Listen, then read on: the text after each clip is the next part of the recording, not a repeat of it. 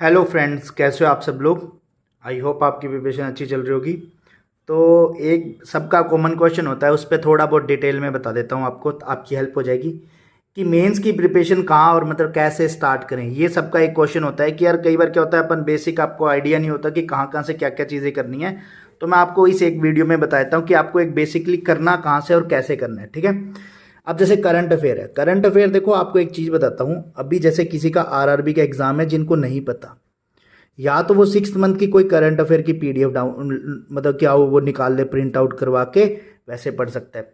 और दूसरी चीज़ क्या कर सकता है, अभी एक कैप्सूल आएगा, ठीक है। अब कैप्सूल कईयों को नहीं पता, कईयों को पता होगा, जो पुराने रिपीटर्स जिसे कहते हैं कि उनको तो पता होगा कैप्सूल क्या चीज़ होती है। और जिनको नहीं पता कैप्सूल के बारे में, मैं उनके लिए बताता हूँ। कैप्सूल में क्या होता है, 6 मंथ का इंपॉर्टेंट करंट अफेयर कवर होता है, ठीक है। तो बेसिकली जो हमेशा आता है वो अड्डा का ही आता है। पहले सबसे पहले यदि किसी चीज़ का आता है तो वो अड्डा का ही आता है। तो आप इससे पढ़ सकते हो, ठीक है। तो अब जैसे देखो, आपको एक चीज़ और बताता हूँ, याद करने लगो ना करंट अफेयर, तो आप याद पता है कैसे करना। करंट अफेयर को याद करने का एक तरीका बताता हूँ। आप यदि अपॉइंटमेंट याद करो तो फिर अपॉइंटमेंट याद करना, ठीक है। एक्सरसाइज याद करो, दो कंट्री के बीच में होती है, मोस्टली इंडिया से ही पूछी जाती है कि इंडिया के साथ में कहाँ पे है, ठीक है, वो याद कर लो।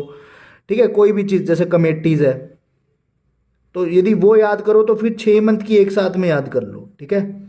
क्योंकि एक बार में याद कर लोगे ना तो फिर बार बार आपको पीछे जाके वो उस मंथ में जाके ऐसे लगेगा आपको ये टॉपिक मेरा कंप्लीट है, ये कंप्लीट है, ये कंप्लीट है। और जैसे एग्रीमेंट होते हैं, लोन के एग्रीमेंट होते हैं, जैसे वर्ल्ड बैंक के साथ में हो गया, एडीबी बैंक के साथ हो गया, ठीक है। तो ये चीज़ आप पढ़ सकते हो, ये सारे एग्रीमेंट वगैरह इनको एक साथ 6 महीने का आप कर सकते हो, ठीक है। कोई बैंक का किसी के साथ टाई अप हुआ है तो वो आप पढ़ लो एक साथ में। तो ये सारी चीज़ें थोड़ा सा कलेक्ट करना पड़ेगा, बट आपका क्या हो जाएगा, बेसिकली एकदम कंप्लीट हो जाएगा, ठीक है। तो करंट अफेयर आप ऐसे पढ़ सकते हो। अब बात आती है टेस्ट की। देखो, मैं जो स्टार्ट में प्रिपरेशन स्टार्ट करी थी ना मैंने, तो मैं हमेशा से ही पता है क्या हुआ, मैंने कहा कि अपन को कोई चीज़ करनी है तो ईजी करनी है और आराम से जो समझ में आ जाए। तो मैंने स्टार्ट में जो यूज़ किया था वो टेक्स्ट बुक ही यूज़ किया था, ठीक है। उसके बाद में बढ़ता गया, उसके बाद में अड्डा पे गया, अड्डा से ग्रेडअप पे गया, ठीक है। उसके बाद में वहाँ से मैं पीएम पे, पीएम से ओबी पे और एसके पे, स्मार्ट कीड़ा तक, ठीक है। तो अब सारे एटलीस्ट कहते हैं ना, सारे दे लिए। तो मैं आपको बस एक चीज़ यही बोलूँगा कि सबसे पहले आप टेक्स्ट बुक से अपना स्टार्ट कीजिए। अब जैसे देखो, अब मैथ रीजनिंग में आपको मेन चीज़ करनी क्या है, मेंस में पता है क्या चीज़ पूछी जाती है, 5 पजल फिक्स आती है। 5 पजल का मतलब आप समझते हो, 25 नंबर। और इसका एक ही शॉर्टकट तरीका है पजल का, वो है प्रैक्टिस। जितनी डिफरेंट डिफरेंट तरह की पजल बनाओगे, आप जैसे सोचते हैं कि भाई इसमें तो इजी दे रखी है, मैं एक चीज़ बताता हूँ, पजल देखने से कभी भी इजी नहीं लगता है। जब आप सॉल्व करोगे तभी आपको पता लगेगा कि वो इजी है या हार्ड है या नहीं बनेगी। आप पहले डिसाइड नहीं कर सकते कि बनेगी या नहीं बनेगी, ठीक है। सेम ऐसे ही मैथ के अंदर क्या चीज़ आती है, देखो 4 से 5 डीआई फिक्स है।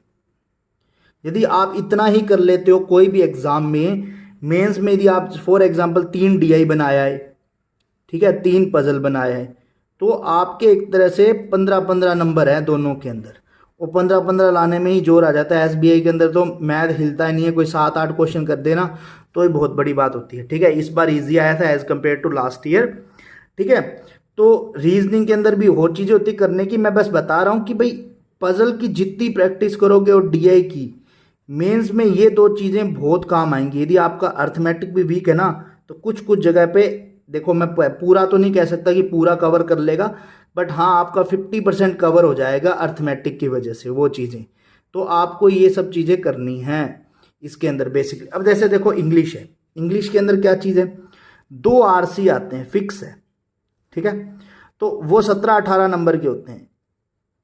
तो बेसिकली वो एकदम इजी होते हैं, ऐसा कुछ नहीं होता। क्वेश्चन आराम से यदि आपने प्रैक्टिस कर रखी है आरसीज की, ठीक है, तो आपको आंसर मिल जाएंगे वहाँ पे आराम से। तो मैं कहता हूँ 17-18 में से आपके 12 से 13 नंबर आराम से आ सकते हैं मेंस के अंदर। तो आपको कोई डरने की जरूरत नहीं है कि भाई मेंस में हार्ड आ गया तो क्या। बाकी यदि कहीं से कोई आपका हो टॉपिक स्ट्रॉन्ग है, जैसे फिलर में से आ जाते हैं, मैच दी कॉलम में से आ जाता है, ठीक है, एरर आ जाती है, और एक कोई वर्ड दे दिया जाता है जैसे अब्रोड दे दिया, उसके बारे में 3 लाइनें दे दी, तो कौन सा सही है, तो इस टाइप के क्वेश्चन आ जाते हैं।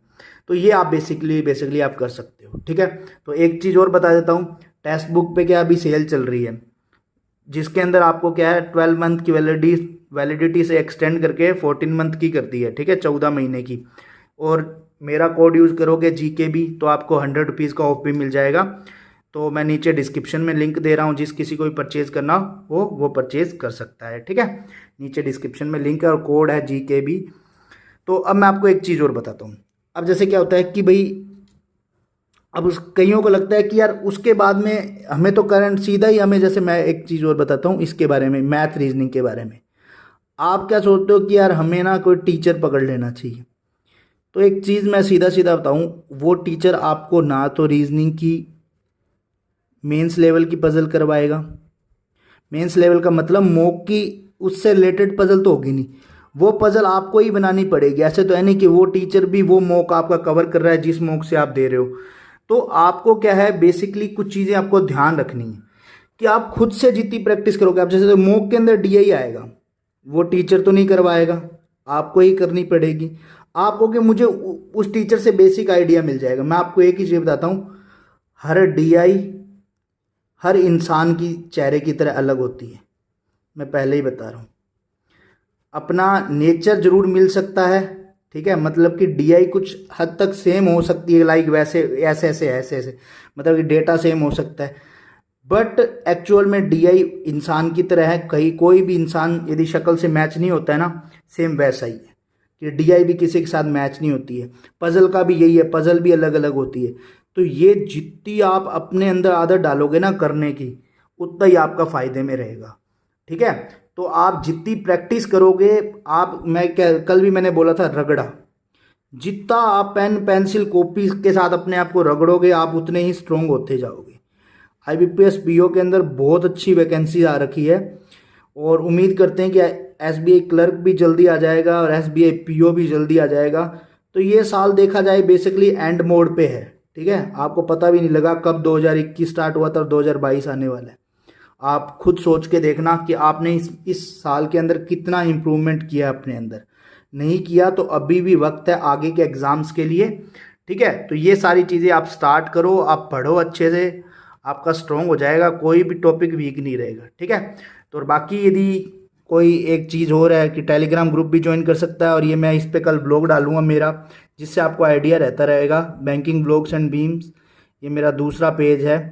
तो जिस किसी को भी सब्सक्राइब करना हो तो मैं नीचे डिस्क्रिप्शन में लिंक दे रहा हूँ, कमेंट सेक्शन में भी दे रहा हूँ। तो उससे आपको आइडिया लगता रहेगा मैं कितना कितना कवर कर रहा हूँ, कितना कितना पढ़ रहा हूँ। क्या पता कोई मेरे साथ चल रहा हो तो उसको भी आइडिया हो जाएगा।